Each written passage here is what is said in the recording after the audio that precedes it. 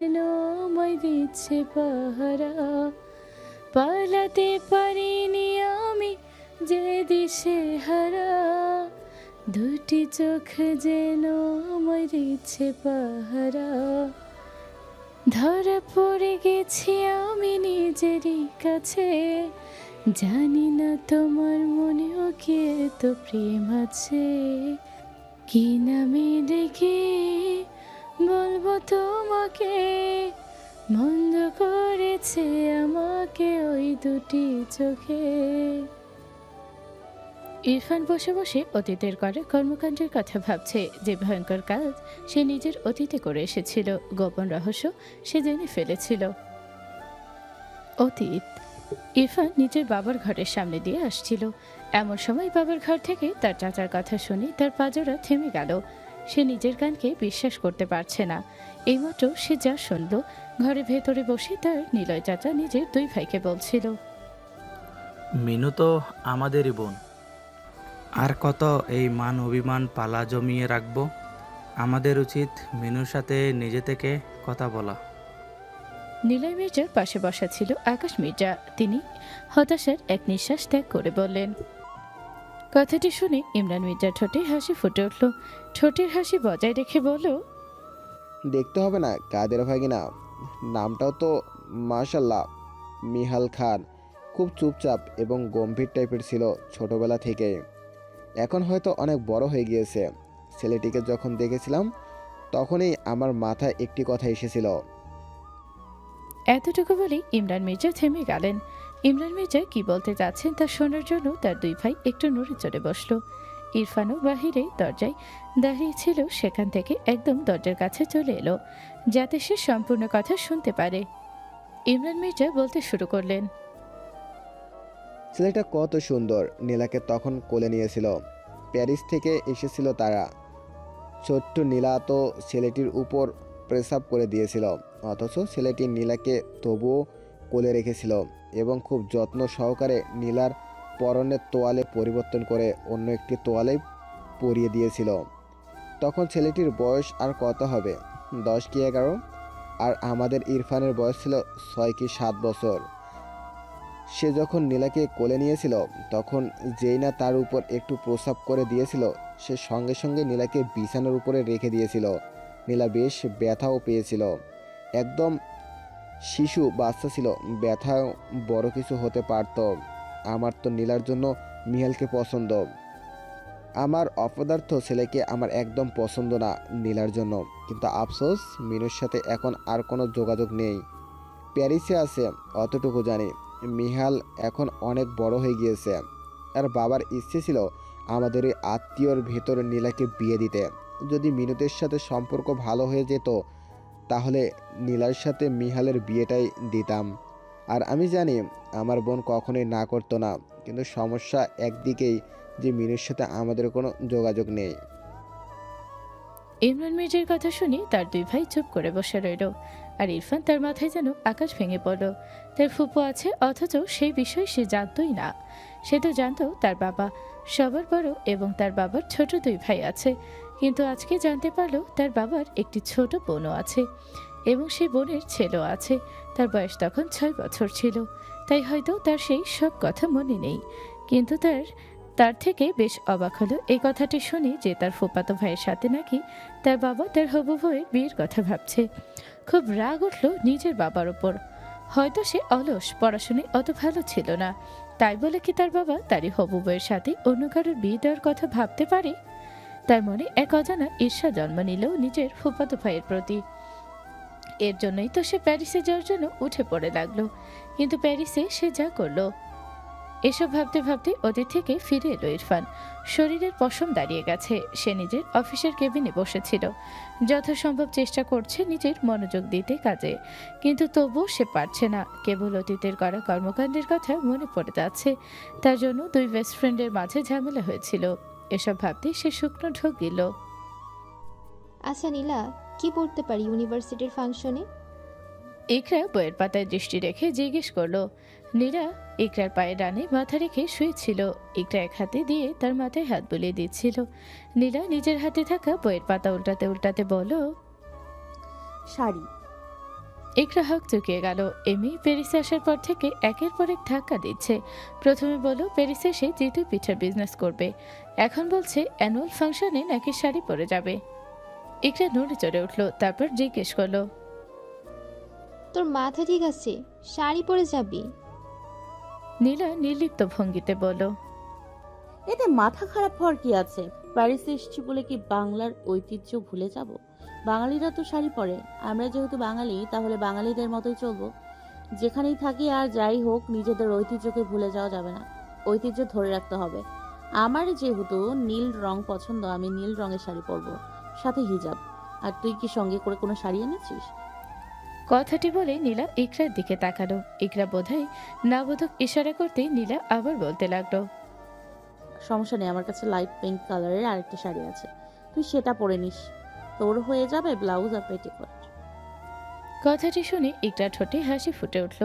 খুশিতে নীলাকে জড়িয়ে ধরল। নীলা এমন আকস্মিক ঘটনার জন্য প্রস্তুত ছিল না। তার কিছুটা সময় লাগলো বিষয়টি বুঝতে। তারপর নিজেকে সামলিয়ে সেও ইকরাকে জড়িয়ে ধরল। এভাবেই তাদের দিন চলতে লাগলো। ফাংশনের জন্য ইউনিভার্সিটিতে 2 দিন ক্লাস হয়নি, কারণ 2 দিন পর ফাংশন হবে। সবাই সবার মতো প্রস্তুতি নিতে থাকলো।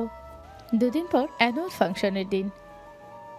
লিসাস কালো রঙের সিকুইন ড্রেস পরেছে, কারণ সে বেশিরভাগ সময় মিহালকে কালো রঙের পোশাক পরতে লক্ষ্য করেছে। তাই তার ধারণা মিহালের কালো রং পছন্দ এবং তার জন্যই সে আজ কালো রঙের পোশাক পরেছে। আর তাছাড়াও সে খোঁজ নিয়েছে ইউনিভার্সিটিতে বাকি মেয়েদের মধ্যে সবাই off shoulder dress, mermaid dress, cocktail dress, A line gown, peplum dress, evening gown এই ধরনের ড্রেস পরবে এবং সে সবাইকে বলে দিয়েছে সে যেটা পরেছে সেটা যেন কেউ না পরে। আর ইউনিভার্সিটিতে নতুন সাজ এই মেয়েটার সাথে তার ঝামেলা হয়েছে। সে মেয়েটি নিতান্তই খ্যাত তার মতে, তাই সেই মেয়েটি ইউনিভার্সিটিতে যে কোনো ভালো ড্রেস পরবে না এ ব্যাপারে সে নিশ্চিত। তাই তেমন মাথা ঘামাচ্ছে না, নিজের মতো করে তৈরি হতে লাগলো। যেভাবে হোক তাকে তার প্রফেসরকে ইমপ্রেস করতেই হবে, এটাই তার আসল লক্ষ্য। মিহাল তৈরি হয়ে নিজের অ্যাপার্টমেন্ট থেকে বের হলো। পরনে তার ফর্মাল পোশাক, সাদা প্যান্ট, নীল রঙের শার্ট এবং তার উপর সাদা রঙের কোট, হাতে ব্র্যান্ডেড ঘড়ি। ব্যাস, এতেই তাকে একদম সুদর্শন যুবক লাগছে। সে জানে মুরভি তার জন্য গাড়ি নিয়ে অপেক্ষা করছে, কিন্তু তার মাথায় এটা ঠেকছে না হঠাৎ মুরভি তার ইউনিভার্সিটিতে যাওয়ার জন্য সবসময় এত রেডি থাকে কেন। সেই দিনের পর থেকে মুরভি সবসময় একই কথা বলে বলে তার কানের পোকা নাড়িয়ে ফেলেছে। বারবার একই কথা বলছে যে, তোর ইউনিভার্সিটিতে আমার খুব ভালো লেগেছে, আগে এতটা ভালো করে দেখিনি, তাই ভাবছি মাঝে মধ্যেই তোর ইউনিভার্সিটিতে চলে যাব। মনভির এমন কথা শুনে মিহাল কিছুটা অবাক হলো, কারণ এমন নয় যে মনভি এই ইউনিভার্সিটিতে প্রথমবার এসেছে। আর তাছাড়াও ইউনিভার্সিটিটি থেকেও আরও ভালো ভালো জায়গায় মনভি ঘুরেছে। তাহলে এই ইউনিভার্সিটির জন্য এত কিসের পাগল হওয়া? নিশ্চয়ই কোনো গোলমাল আছে, কিন্তু সেটা মিহাল ধরতে পারছে না এবং তাকে যে করে হোক সেটা বের করতে হবে। পার্কিং হলে গিয়ে দেখলো মনভি গাড়ির ভেতর বসে আছে। পরনে তার নিউট্রাল কালারের প্যান্ট, লাইট পিঙ্ক কালারের শার্ট এবং নিউট্রাল কালারের কোট। তাকেও বেশ হ্যান্ডসাম লাগছে। মিহাল গাড়িতে উঠে বসলো। ড্রাইভিং সিট তার জন্য এখানে ছিল। গাড়িতে উঠে গাড়ি চালানো শুরু করলো। উদ্দেশ্য তার ইউনিভার্সিটিতে টিচারদেরকে আগে যেতে হবে, কারণ স্টুডেন্টরা যখন ঢুকবে তখন স্টুডেন্টদেরকে দেখে তাদের ড্রেস আপকে মার্ক করতে হবে এবং সে মার্কে ডিপেন্ড করে স্টুডেন্টদেরকে প্রাইজ দেওয়া হবে। ইউপি খুব জাঁকজমকভাবে সাজানো হলো। চারপাশে লাইটিং করা হয়েছে। প্যারিসের ইউনিভার্সিটির ফাংশন বলে কথা, যেন তেন অনুষ্ঠান তো আর না।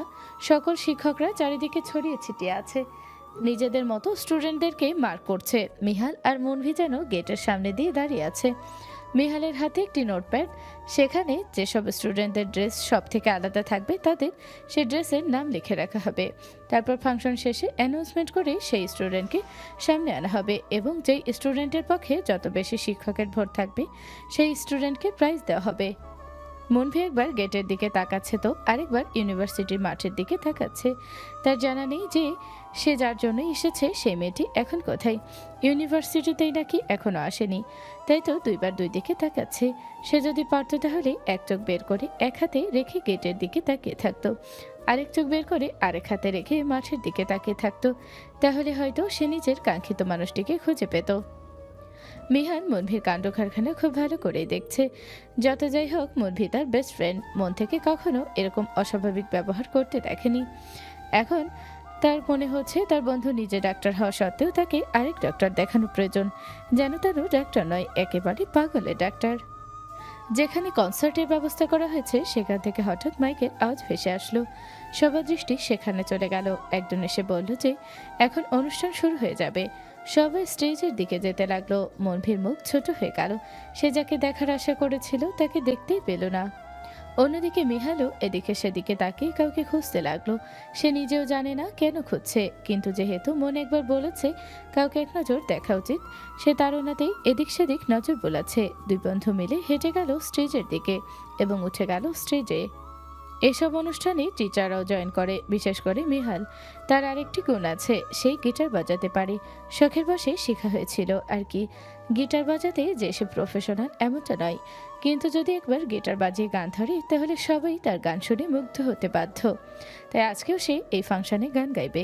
কিন্তু এই ইউনিভার্সিটিতে সব থেকে ভালো নিয়ম এটা, এখানে সব কালচারকে সম্মান করা হয়, অন্যান্যদের ভাষা, অন্যান্যদের সংস্কৃতিকে প্রাধান্য দেওয়া হয়। তাই এখানে যারা ইন্ডিয়ান আছে তারা হিন্দি গান গাইবে, আর যারা কোরিয়ান তারা কোরিয়ান গান গাইবে। তেমনই মিহাল গাইবে বাংলা গান, কিন্তু মিহাল কোন গান গাইবে তা ঠিক করে আসেনি। দায়িত্ববোধের কারণে 2-4 লাইন স্টেজে উঠে গাইবে, সেটা ভেবেই বাড়ি থেকে এখানে এসেছে। তেমন আহামরি প্রিপারেশন নেয়নি সে। এখন আপাতত ফিমেল টিচার্সরা গান গাইছে আর স্টুডেন্টসরা চেয়ার আপ করছে। হঠাৎ টিচার স্টেজে দাঁড়িয়ে গান গাইতে গাইতে থেমে গেল। তার দৃষ্টি মেন গেটের দিকে। টিচার্সকে দেখে থেমে যেতে দেখে উপস্থিত সবাই অবাক হলো এবং টিচারের দৃষ্টি লক্ষ্য করে সবাই পেছনের দিকে তাকালো। গেট দিয়ে কয়েকজন মেয়ে আসছে। সেখানে সামনের দিকে ছিল লিসা এবং তার সাঙ্গপাঙ্গ, এবং তাদের পিছনে 2টি মেয়ে আসছে। সবাই যখন পিছনে তাকিয়ে আছে তখন লিসা ঠোঁটে হাসি ফুটে উঠল। সে ভাবছে সবাই হয়তো তাকে তার ড্রেসিং সেন্সকে দেখছে, কিন্তু সবার দৃষ্টি কেবল তার পেছনে থাকা 2টি মেয়ের দিকে। সেই 2টি মেয়ে শাড়ি পরে এসেছে। একজন নীল রঙের শাড়ি, সাথে সাদা রঙের হিজাব, হাতে নীল রঙের পার্স, মুখে মাস্ক। আরেকজন লাইট পিঙ্ক রঙের শাড়ি, নিউট্রাল কালারের হিজাব, মাস্ক এবং পার্স। মনভি স্টেজ থেকে চিনতে পারল একটি মেয়েকে, যাকে সে এতক্ষণ যাবৎ পাগলের মতো খুঁজছিল। দুজনের ড্রেসের কালার ম্যাচিং হয়। তার ঠোঁটে হাসি ফুটে উঠল। সে যদি পারত তাহলে এক্ষুনি স্টেজ থেকে নেমে দৌড়ে দিয়ে মেয়েটির দিকে চলে যেত, কিন্তু মেয়েটির কাছে গেলেই বা কি? সে তো মুখ ফুটে কোনো কথা বলতে পারে না মেয়েটির সামনে। তাই দূর থেকে দাঁড়িয়ে মেয়েটিকে দেখতে লাগলো। অন্যদিকে নীল রঙের শাড়ি পরে আসা মেয়েটিকে দেখে মিহাল চিনতে পারল। মূলত মেয়েটির চোখ দেখেই সে চিনতে পারল এই মেয়েটি সেই মেয়েটি যে ইউনিভার্সিটির ক্যান্টিনে তার উপর কফি ফেলে দিয়েছিল, যে মেয়েটির চোখ সে কখনো ভুলতে পারছে না, যে মেয়েটির চোখের স্কেচ সে এঁকেছিল। সকল টিচার্সরা এই 2টা মেয়েকে নোটিস করতে লাগলো। শাড়ির সাথে হিজাবের কালেকশন বা কালারের কম্বিনেশন খুব সুন্দর, আবার মুখে তেমন প্রলেপ মাখানা, একদম ন্যাচারালি বিউটি। চোখে আইলাইনার দেওয়া, যার ফলে চোখ টানা টানা লাগছে। এতে মাস্ক পরা সত্ত্বেও চোখগুলো খুব সুন্দর দেখা যাচ্ছে। সবাই নিজেদের মতো মার্ক দিতে লাগলো। মিহান মার্ক দিতে গিয়েও থেমে গেল নিজের ইগোর কারণে। তার কারণ হলো এই মেয়েটি তার গায়ে কফি ফেলে দিয়েছিল, কিন্তু দায়িত্ব থেকে সে পিছুপা হতে পারবে না। সে নিজের কাজের প্রতি লয়াল। তাই 2টি মেয়ে নিজেদের প্রাপ্য মার্ক পেল, কিন্তু নীলাকে সে 10% মার্ক এক্সট্রা দিল, কারণ এই মেয়েটি তার চেনা প্রথম মেয়ে হবে যে তার চোখে চোখ রেখে কথা বলার সাহস দেখিয়েছে। এই সাহসিকতার ফল হিসেবে সে 10 মার্ক বেশি পেল। লিসা ভাবছিল সবাই তাকে দেখছে, কিন্তু সবার দৃষ্টি লক্ষ্য করে পিছনে তাকাতেই তার মেজাজ বিগড়ে গেল। সেই মেয়েটি তার পেছনে, তাও আবার শাড়ি পরে এসেছে, আর সবাই এই মেয়েটির দিকেই তাকিয়ে আছে, এমনকি তার ক্রাশ মিহাল স্যারও। কিন্তু যেহেতু সবাই এখন এখানে তাকিয়ে আছে, এখন সে কিছুই করতে পারবে না। নিজের গ্রুপের মেয়েদেরকে বলল, ফাংশন শেষে মেয়েটির ব্যবস্থা নিতে হবে। সবাই তাকিয়ে আছে বলে ইকরা কিছুটা ভরকে গেল। শক্ত করে নীলার হাত চেপে ধরল। নীলা বুঝতে পারলো ইকরা নার্ভাস ফিল করছে, তাই সে ইকরার হাত নিজের হাতের মাঝে নিয়ে নিল এবং সামনের দিকে অগ্রসর হলো। দুজন মিলে গিয়ে বসলো সামনের দিকে। অনুষ্ঠান আবার শুরু হয়ে গেল। সবাই আবার এনজয় করতে লাগলো। আরো 2জন ফিমেল টিচার গান গাওয়ার পর এবার মেল টিচারদের পালা এলো। নীলা একবার পুরো ইউনিভার্সিটিতে চোখ বুলিয়ে নিল। স্টেজের দিকে তাকাতেই নিজের প্রফেসরের সাথে চোখাচোখি হয়ে গেল। তার ইকোনমি স্যার তার দিকে তাকিয়েছিল, দৃষ্টি গভীর, যেন তার মনের ভেতর লুকিয়ে থাকা সব কথা বের করে ফেলবে। নীলা সঙ্গে সঙ্গে চোখ নামিয়ে ফেল। এই সাগরের মতো গভীর দৃষ্টিতে তাকিয়ে থাকার ক্ষমতা তার নেই। কিন্তু একটা জিনিস ভেবে মনে মনে বিরক্ত হলো। তার প্রফেসরের সাথে তার ড্রেসের কালার মিলে গেল।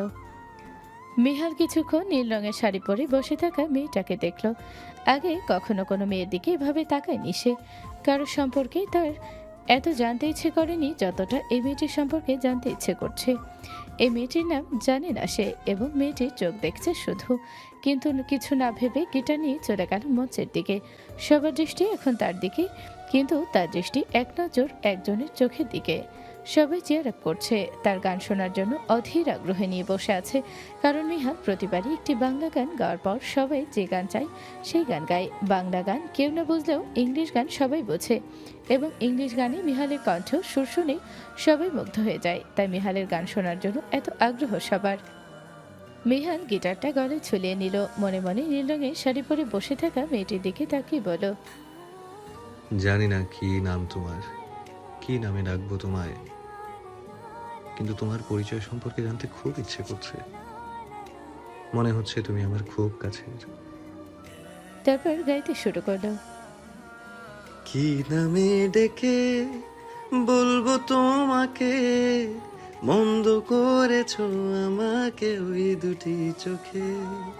কি নামে ডেকে বলবো তোমাকে, মন্দ করেছো আমাকে ওই দুটি চোখে। আমি যে মাতাল হাওয়ারি মতো হয়ে যেতে যেতে পায়ে পায়ে গেছি জড়িয়ে। আমি যে মাতাল হাওয়ারি মতো হয়ে যেতে যেতে পায়ে পায়ে গেছি জড়িয়ে। কি করি ভেবে যে মরি বলবে কি লোকে, বন্ধ করেছে আমাকে ওই দুটি চোখে। কি নামে ডেকে বলবো তোমাকে, মন্দ করেছে আমাকে ওই দুটি চোখে। পালাতে পারিনি আমি যে দিশাহারা, দুটি চোখ যেন আমায় দিচ্ছে পাহারা। পালাতে পারিনি আমি যে দিশাহারা, দুটি চোখ যেন আমায় দিচ্ছে পাহারা। ধরা পড়ে গেছি আমি নিজেরই কাছে, জানি না তোমার মনেও কি এত প্রেম আছে। ধরা পড়ে গেছি আমি নিজেরই কাছে, জানি না তোমার মনেও কি এত প্রেম আছে। সত্যি যদি হয় বলুক যা বলছে নিন্দুকে, মন্দ করেছে আমাকে ওই দুটি চোখে। কি নামে ডেকে বলবো তোমাকে, মন্দ করেছে আমাকে ওই দুটি চোখে। কি নামে ডেকে বলবো তোমাকে, মন্দ করেছে আমাকে ওই দুটি চোখে। মন্দ করেছে আমাকে ওই দুটি চোখে। বাংলা গান গাওয়ার পর মিহাল জেসিনের রাইড ইট গানটি গেয়েছিল। তার গাওয়া প্রথম গান খুব কম মানুষ বুঝেছে, কিন্তু কেবল বাঙালিরা বুঝেছে, এবং অন্য কেউ তেমন বোঝেনি, তাই এনজয় করতে পারেনি। কিন্তু রাইড ইট গানটা সবাই বুঝেছে এবং খুব এনজয় করেছে। মিহাল স্টেজ থেকে নেমে আসতে নিলেই সবাই অনসমোর করছিল, কিন্তু সে সৌজন্যমূলক হাসি বজায় রেখে নিচে নেমে পড়ল। আর মনভি এক নজরে ইকরাকে দেখে যাচ্ছে। মিহাল যখন গান গাইছিল তখন সে ইকরাকে দেখতে ব্যস্ত ছিল। মনে মনে ইকরার তো একটা নিকনেম ও দিয়ে ফেলল, সেটি হলো কটন ক্যান্ডি। বরাবরই কটন ক্যান্ডি মনভির খুব পছন্দের, আর ইকরারও কটন ক্যান্ডি কালারের শাড়ি পরেছে। ইকরার মায়াবী চোখ থেকে মনভি নজর সরাতেই পারছে না। মনে মনে বলছে, কটন ক্যান্ডি মানে কি আছে তোমার মাঝে যা আমাকে পাগল করে তুলছে? আমার মন উতলা হয়ে উঠছে তোমার সাথে কথা বলার জন্য, কিন্তু তোমার সামনে গেলেই হাঁটু কাঁপা শুরু করে, মুখ দিয়ে কথা বের হয় না। আগে কখনো এমন হয়নি আমার, এই প্রথম এমন হচ্ছে। গত দুদিন যাবৎ শুধু তোমার কথা ভেবেছি। চোখ বন্ধ করলে তোমার দুটি মায়াবী চোখ ভেসে ওঠে, চোখ খুললে আশেপাশে তোমাকে দেখতে পারি।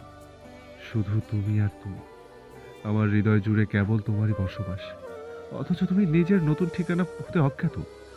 এ কেমন পরিহাস আমার জানা নেই কটন ক্যান্ডি। মিহাল স্টেজ থেকে নেমে যখন দেখলো মনভি তার সাথে নেই, তখন সে আবার স্টেজের দিকে গেল। তাকে দেখলো মনভি এক দৃষ্টিতে কোথাও একটা তাকিয়ে আছে। সে মনভি দৃষ্টি লক্ষ্য করে দেখলো মনভি শাড়ি পরিহিত মেয়েটির দিকে তাকিয়ে আছে। বিহাল কিছুটা অবাক হলো। মনভিকে সে ছোট্টবেলা থেকে চেনে, কিন্তু মনভিকে কখনো কোনো মেয়ের দিকে এভাবে তাকাতে দেখেনি সে।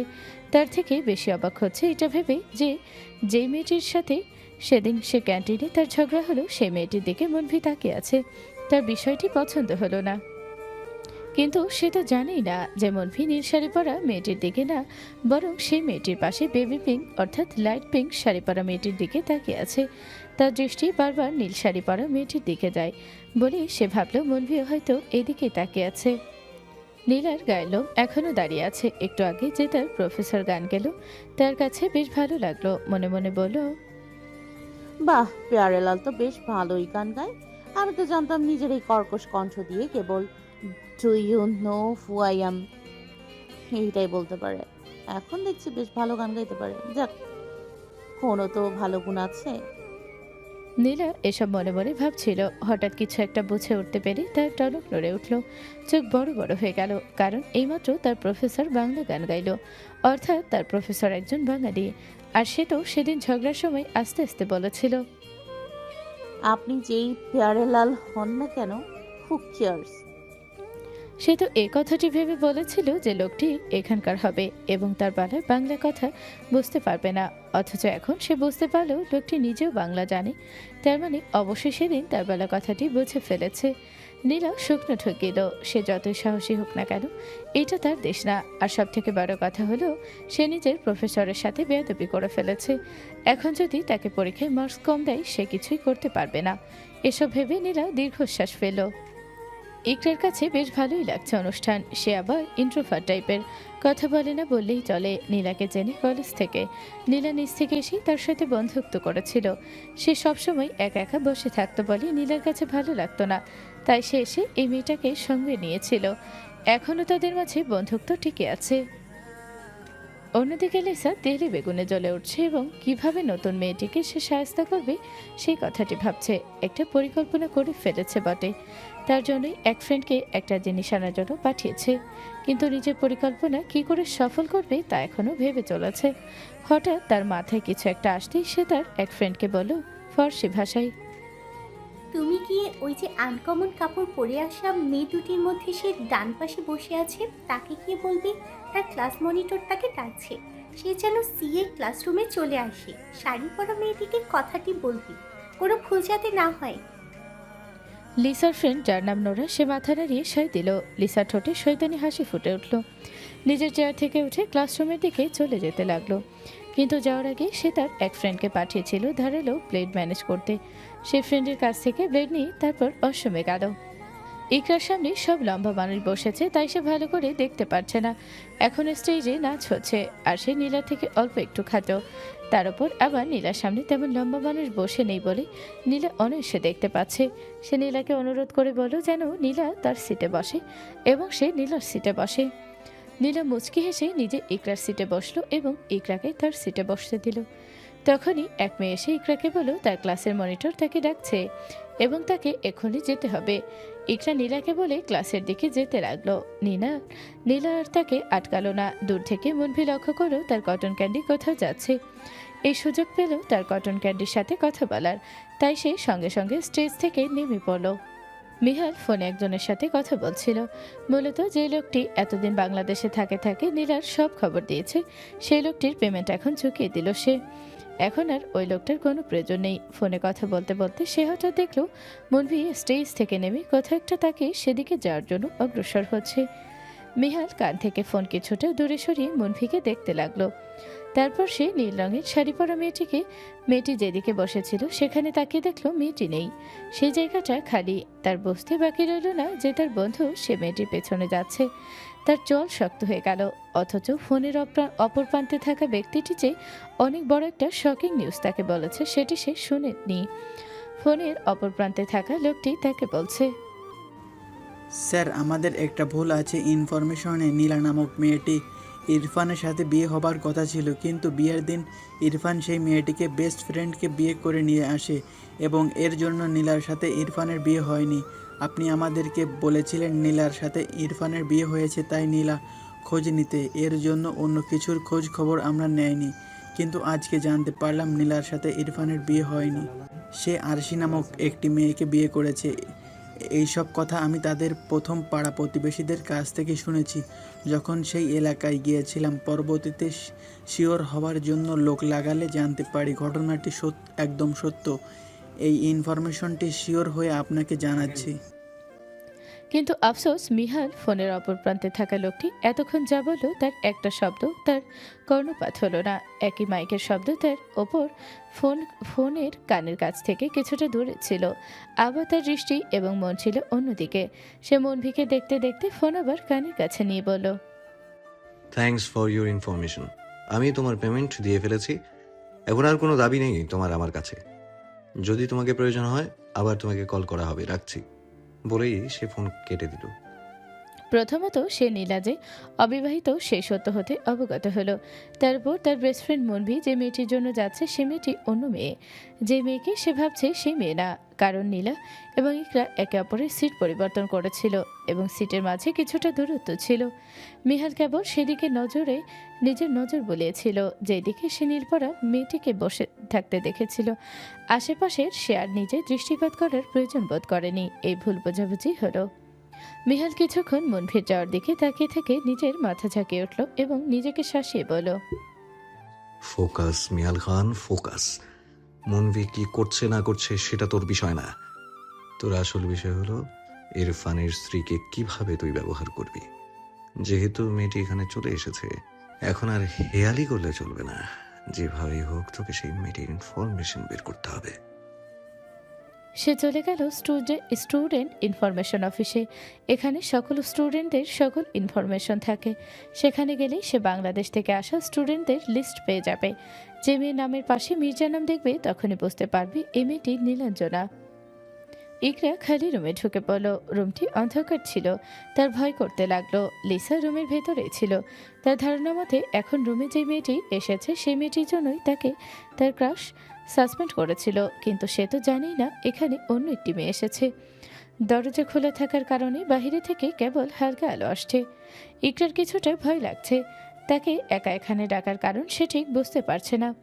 যে মেয়েটি তাকে এখানে ডেকে এনেছিল সেই মেয়েটি তো তাকে বলেছিল সেখানে সে ছাড়া অন্য নোরা আছে। এখন তো দেখছে এখানে কেউ নেই। তারপর ইকরা নিজের ফোনটাও নীলার কাছে দিয়ে এসেছে। হঠাৎ কি হলো সে নিজেও জানে না। কেউ একজন এসে তার চোখ ধরে ফেলল পেছন থেকে। মেয়েটি ভয় লাফিয়ে উঠল। নিজের চোখের উপর থেকে হাত সরিয়ে নেওয়ার চেষ্টা করতে লাগলো। হঠাৎ পিঠ থেকে হিজাব সরে গেল এবং পিঠে ব্যথা অনুভব করলো। সাথে কাপড় ছেঁড়ার শব্দ পেল। খুব বুঝতে পারলো কেউ তার ব্লাউজ পেছন থেকে ছিঁড়ে ফেলেছে। হঠাৎ তাকে যে মানুষটি ধরেছিল সেই মানুষটি অনেক জোরে ধাক্কা দিয়ে মেঝেতে ফেলে দিল এবং দৌড় দিয়ে রুম থেকে বের হয়ে গেল। আর যাওয়ার সময় ক্লাসরুমের দরজা বাহির থেকে লাগিয়ে দিল। ইকরা মাটিতে পড়ে গিয়ে আর্তনাদ করে উঠল। বেশ ব্যথা পেয়েছে সে। তার উপর পিঠে ব্যথা অনুভব করছে ভীষণ। আস্তে আস্তে পিঠে হাত দিতে দেখলো ব্লাউজ সম্পূর্ণ ছিঁড়ে গিয়েছে। সেখান থেকে রক্ত বের হচ্ছে। তার ভীষণ জ্বালাপোড়া করছে। তার উপর পুরো রুম অন্ধকারে আচ্ছন্ন। তার ভয় করতেই শুরু করলো। সে ফুপিয়ে উঠল। পরে যাওয়ার কারণে হাতে ভীষণ ব্যথা পেয়েছে। হাতের কোণই ছুলে গিয়েছে। তবু অনেক কষ্টে উঠে দাঁড়ালো এবং অন্ধকারে হাঁটতে হাঁটতে দরজার কাছে পৌঁছালো। কিন্তু দরজা খুলতে গেলে দেখলো দরজা বাহিরে থেকে লাগিয়ে দেওয়া। তার ভয় আরও বেড়ে গেল। এমনিতেই মেয়েটা অন্ধকারকে খুব ভয় করে। তার উপর এখন সেখান থেকে চড়ে চিৎকার করলেও বাহিরের কেউ শুনতে পারবে না, কারণ সবাই স্টেজের সামনে এবং বাহিরে গান বাজনা হচ্ছে। নিজের উপর ভীষণ রাগ উঠল। অন্তত ফোনটা নিয়ে আসলেও পারত। তবু এখান থেকে বাঁচার জন্য দরজা ধাক্কাতে শুরু করলো সে। গলা ফাটিয়ে চিৎকার দিল, কিন্তু কেউ তার চিৎকার শুনতে পেল না। ভয়ে কুঁকড়ে যাচ্ছে মেয়েটি। বারংবার চিৎকার করে বলছে হেল্প হেল্প, কিন্তু তার চিৎকার শোনার মতো এখানে কেউ নেই। আর লিসা, সে তো এতক্ষণে নিজের সামনে এসে বসে পড়েছে। এখন যেন তার শান্তি লাগছে, মুখে তার বিজয়ের হাসি। মনভি করিডোর দিয়ে হাঁটছে এবং কাউকে খুঁজছে, কিন্তু পাচ্ছে না। সে তো তার কটন ক্যান্ডিকে এখানে আসতে দেখেছিল, কিন্তু এখন খুঁজে পাচ্ছে না। হঠাৎ কারো চিৎকারে সে বাজলো তার কানে। তার পা থমকে গেল। সামনের দিকে দৃষ্টিপাত করতে দেখলো একটা দরজায় কেউ জোরে জোরে ধাক্কা দিচ্ছে। দরজা কিছুটা কেঁপে উঠছে। মনভি কিছু না ভেবে দৌড় দিয়ে দরজা খুলে ফেলল। দরজা খুলতেই কেউ তার বুকে হেলে পড়ল। ইকরা প্রায় 15 মিনিট যাবৎ এই অন্ধকার রুমে বন্দী ছিল। জোরে চিৎকার করার কারণে তার গলা ভেঙে গিয়েছে, মাথা তার ঘোরাচ্ছিল। যেই না সে হেলে পড়তে নিল মেঝেতে, অমনি কেউ একজন এসে দরজা খুলে ফেলল এবং সে সেই মানুষটির ওপর হেলে পড়ল। বিন্দুমাত্র শক্তি তার মাঝে অবশিষ্ট নেই। এমনিতেই মেয়েটি প্রথমবার নিজের পরিবারের থেকে এত দূরে এসেছে, তাই আরও 2 দিন তেমন ভালো ঘুম হয়নি। তার উপর আজকে এত বড় ঘটনা ঘটে গেল মেয়েটির সাথে। মনভি নিজের বুকের ওপর হেলে পড়া মেয়েটিকে ধরে ফেলল। মেয়েটির চোখ দেখে সে অবাক হয়ে গেল এবং মেয়েটিকে সঙ্গে সঙ্গে বুকের সাথে আগলে নিল।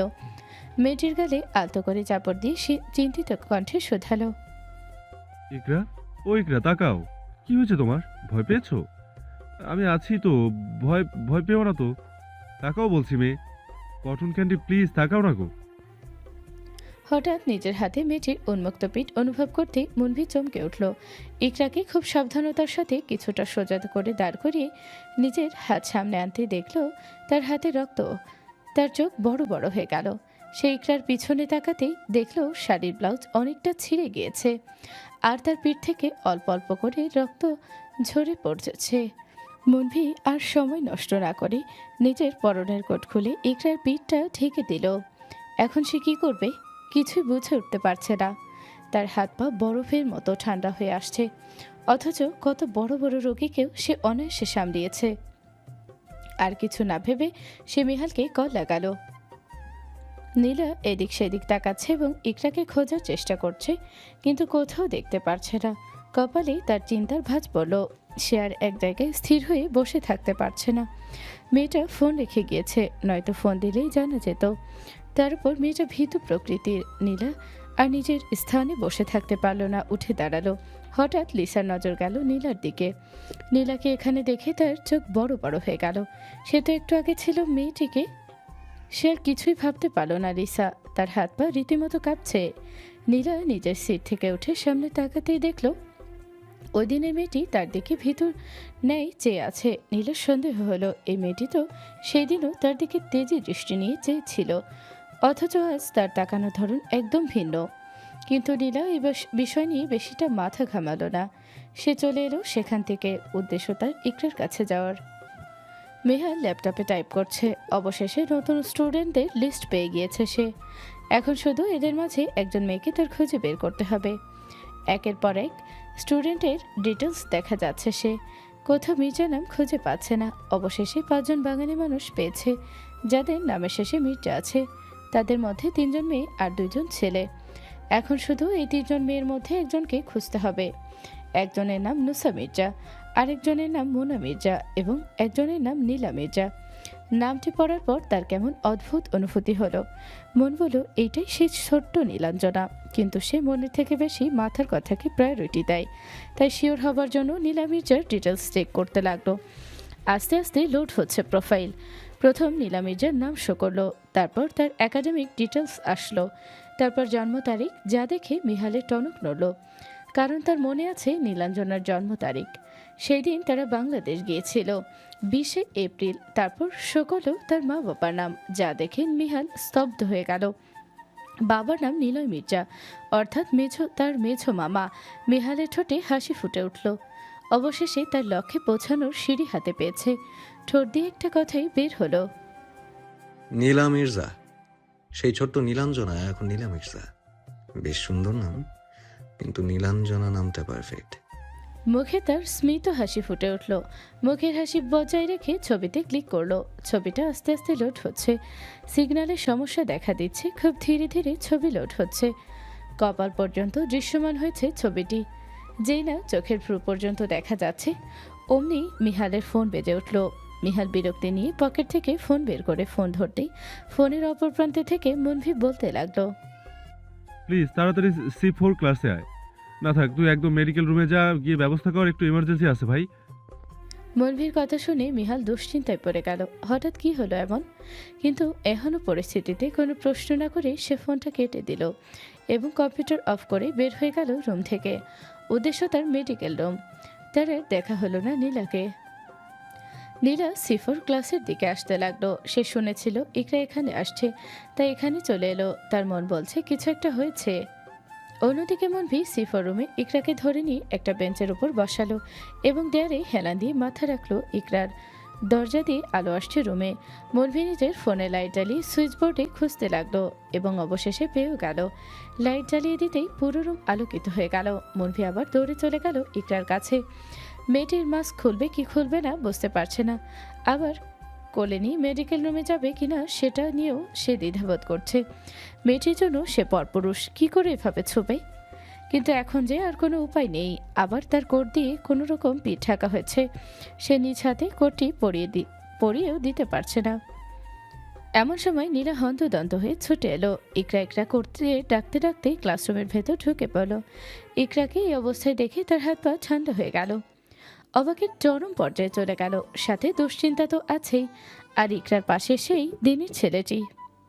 নীলা দৌড়ে ইকরার কাছে গিয়ে ইকরার বাহুজোড়া আলতো করে ধরে চিন্তিত কণ্ঠে বলতে লাগলো, ইকরা, ইকরা, চোখ খোল বোন আমার, এই যে আছি তো আমি।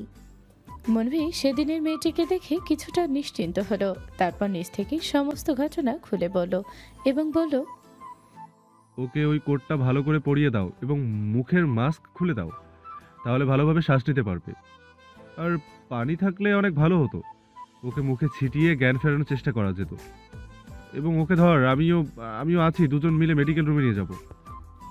তখন নীলা যুবকটির দিকে তাকিয়ে জিজ্ঞেস করলো, কিন্তু এই অনুষ্ঠানের সময় তো স্টেজের সামনে আছে সবাই, মেডিকেল রুমের ডক্টর কি করে পাবো? মনভি আশ্বাস দিয়ে বলল। ডোন্ট ওয়ারি, আমি নিজেই একজন ডক্টর। নীলা যেন চিন্তামুক্ত হলো। সে ইকরাকে কোট পরিয়ে নিতেই গেল। দেখলো পিঠ অনেকটা ছুলে গিয়েছে, রক্তের দাগ লেগে আছে। কিন্তু ভাগ্য ভালো যে রক্ত পড়া বন্ধ হয়ে গিয়েছে। নীলা খুব যত্ন সহকারে ইকরাকে কোট পরিয়ে দিল এবং মুখের মাস্ক খুলে ফেলল। তার কাছে ভাগ্যক্রমে একটি পানির বোতল ছিল। সে বোতল থেকে অল্প একটু পানি ইকরার চোখে মুখে ছুটিয়ে দিতেই ইকরার জ্ঞান ফিরল। সে আস্তে আস্তে চোখ খুলল, কিন্তু সঙ্গে সঙ্গেই ভয় গুটিয়ে গেল। নীলা তাকে আগলে নিল, তারপরে ইকরাকে ধরে তুলল এবং ইকরার হাত নিজের কাঁধের উপর নিল। আর নিজের এক হাত ইকরার কোমরে রাখলো এবং আরেক হাত দিয়ে ইকরার অন্য হাত যেটি তার কাঁধে ছিল সেটি শক্ত করে ধরল।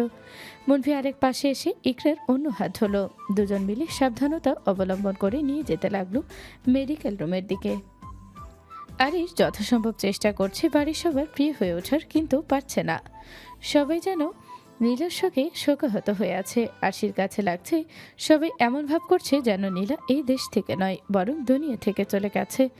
অবশ্য দুনিয়া থেকে চলে গেলে হয়তো সে খুব খুশি হতো। আরশির এমন একাবি একদমই ভালো লাগছে না। অন্যদিকে ইবাদ তাকে দেখলেই একই গান গায়, খিচুড়ি খিচুড়ি। এখন তো তার নিজেরও খিচুড়ি খাবারটার প্রতি অভক্তি চলে আসছে। খিচুড়ির নাম শুনে নিজের কথা মনে পড়ে তার। আর ইরফান, সে জেলে গেছে, যেভাবে হোক সে নাকি প্যারিসে যাবে। আর এর একমাত্র মাধ্যম হচ্ছে বিজনেস। তাই বিদেশে এমন কোনো ক্লায়েন্ট খুঁজেছে যার সাথে বিজনেস করার জন্য তাকে প্যারিসে যেতে হবে। এবং এই কারণেই সে দিনরাত বিজনেসের কাজে মনোনিবেশ করছে। তার আর আরশির সম্পর্ক বিয়ের আগানোর বদলে বড় পিছিয়ে পড়েছে। আগে তারা যেভাবে থাকতো এখন তার উল্টো দিকে যাচ্ছে। ওই যে নিয়তি কাউকে ছাড় দেয় না, হয়তো নিজেদের পাপের শাস্তি এখন থেকে তারা পাওয়া শুরু করেছে। মিহান মেডিকেল রুমে এসে লক খুলে আগে বেড রেডি করেছে আর প্রয়োজনীয় জিনিস সব সামনাসামনি রেখেছে। যেহেতু ফাংশন চলছে তাই সবাই সেখানে আছে। এজন্যই মেডিকেল রুমে কোনো ডাক্তার নেই আপাতত।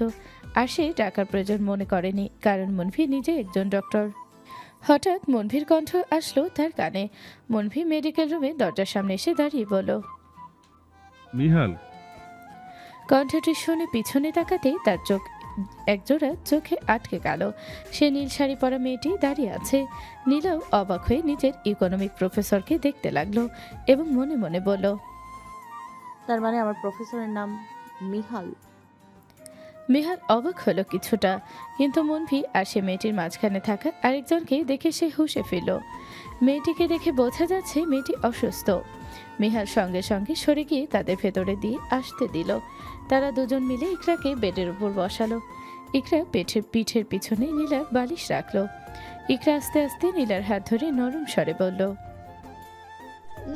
নীলা, নীলা, আমাকে ছেড়ে কোথাও যাবি না, প্লিজ প্লিজ, আমার ভয় করছে। ইকরার কথাটি শুনে নীলার চোখ ভরে উঠল। সে ইকরাকে জড়িয়ে ধরল। সে বুঝতে পারছে ইকরা কতটা ভয় পেয়েছে, আর মনভি তার মন ক্ষত বিক্ষত হয়ে গেল মেয়েটির মুখ থেকে বের হওয়া এই অস্পষ্ট কথা শুনে। তার নিজের উপর রাগ উঠছে। এখন যদি সে আরেকটু আগে এসে পড়তো তাহলে হয়তো আর কিছুই হতো না তার। কিন্তু মিহালের যেন পুরো দুনিয়া থমকে গেছে এমন অবস্থা হয়েছে।